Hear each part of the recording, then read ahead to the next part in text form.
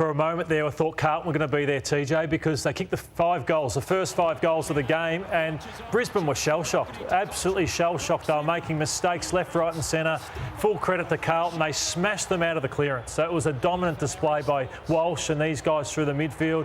Harry Mackay kicked one, and you see Doherty kicks his, and you thought, oh no, Brisbane are going to choke on the biggest stage of all. But they kicked one late in the first quarter and then got themselves going in the second quarter. Curnow, and we'll talk about him shortly, had another quiet final. That was really his only impact on the game, but they were as good as they've been all year and through the whole final series, Brownie, with that display in the first quarter. Well, when your house is falling down in the first quarter, you need somebody to stand up, and it was Harris Andrews. So it was 5 goals of difference, and it could have been 8, it could have been 9 at quarter time if Harris Andrews wasn't there. I just want to take you through what he did in the first quarter, because it was 5 goals to nothing.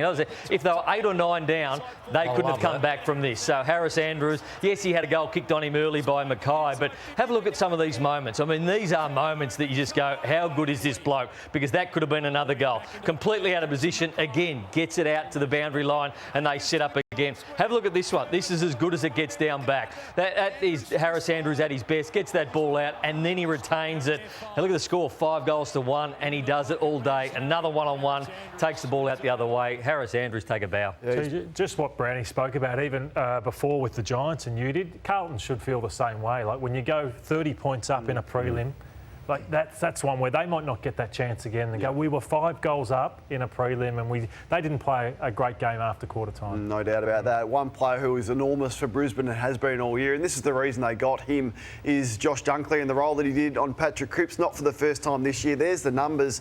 The 2 goals that Cripps kicked weren't actually directly opposed to Dunkley. Starcevic gave away a free kick, and then he got a 50-metre penalty. So, look, this is just a big performance in the biggest stage. He had 16 contested possessions, which was the most on the ground, and to limit Cripps to just the 4 clearances.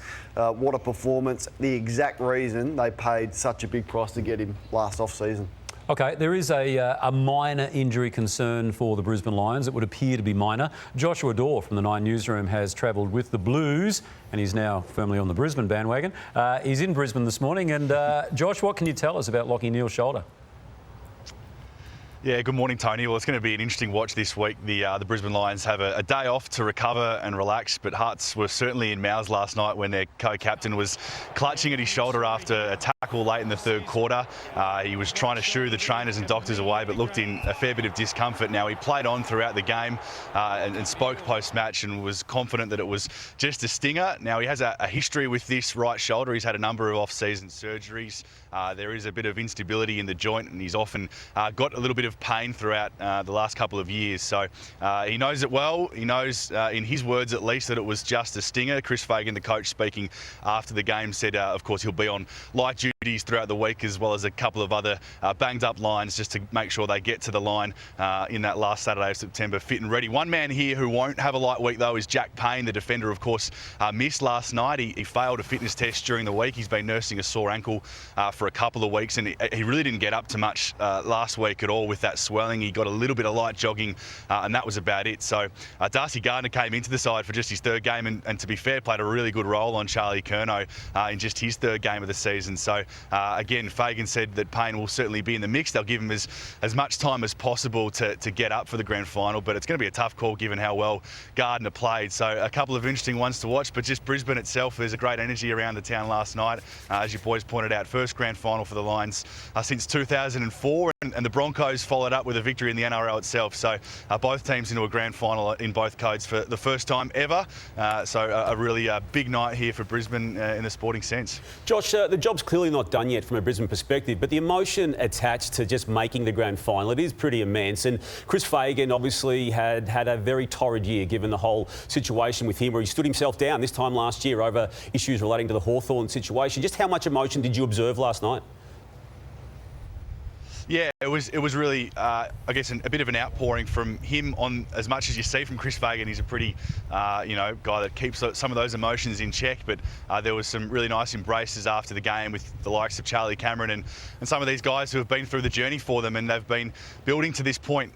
We've spoken a lot the last couple of weeks about their inability to get to this line and get past the prelim final stage. Well, they're here now. They've been building really well. They don't have as much experience as the Collingwood boys do. There's only a couple of guys guys really on their squad that have played in that big stage. Jack Gunston's one, of course, who's not in the team at the moment. He is fit and available, but was overlooked during the week, and I guess he'll be another one that we'll be trying to put his hand up, but it'll be tough to see him coming back into that stage. But the coach really spoke openly just about embracing the moment, embracing the week and all that comes with it, and they'll head over pretty confident on Thursday. All right, just quickly, Josh, before we let you go, Brisbane, obviously one of the more beautiful cities that we've got in Australia, and you've picked a really picturesque spot there. Where the hell are you, Josh? Well, we're out in Springfield, Tony, which is the new training base currently. So it's a pretty nice facility, but just not a fair bit around at the moment. We're standing in a paddock currently, so a little bit in the middle of nowhere, but it's a nice looking backdrop at least. All right, terrific stuff. Josh, we'll see your report on 9 News tonight. Thanks, Tone. All right, Joshua Dorr there from the 9 Newsroom, who is embedded with the Lions for all of this grand final week, essentially. Michael Voss spoke post-game and obviously very, very disappointed.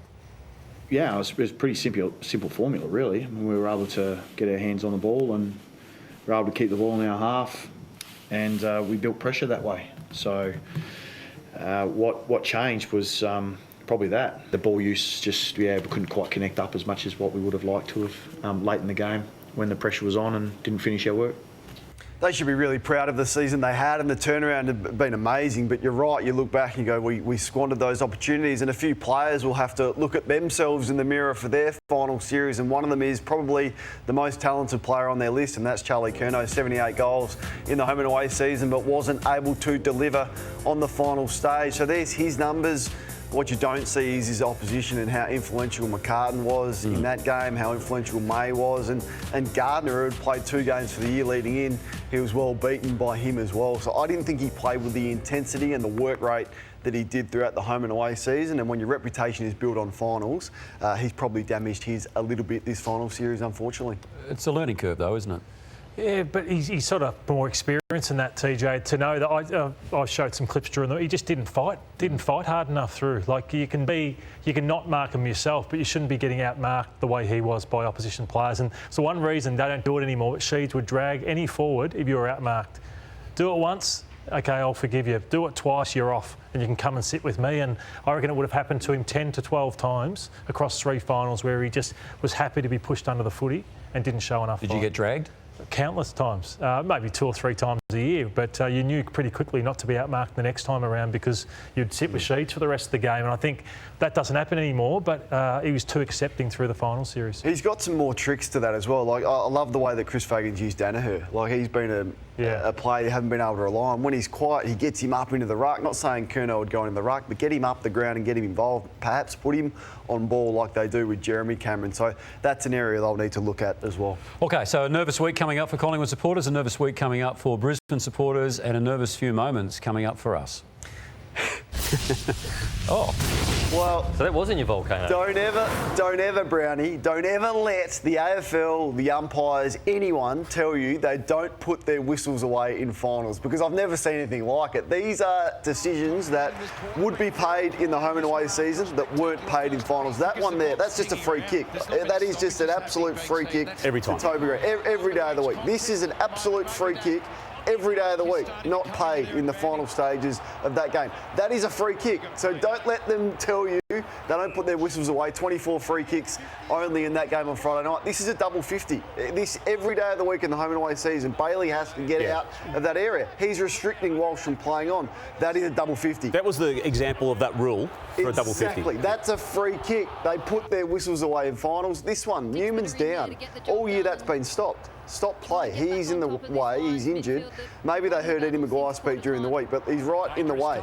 Down, and they didn't stop play. They let that go. That's a decision that would have been made in the final series, and there it is. That's the damage that was done to his eye. So, look, if that's the way, I don't mind it. I actually like it with less free kicks, but let's have the same for finals as we do in the home and away season.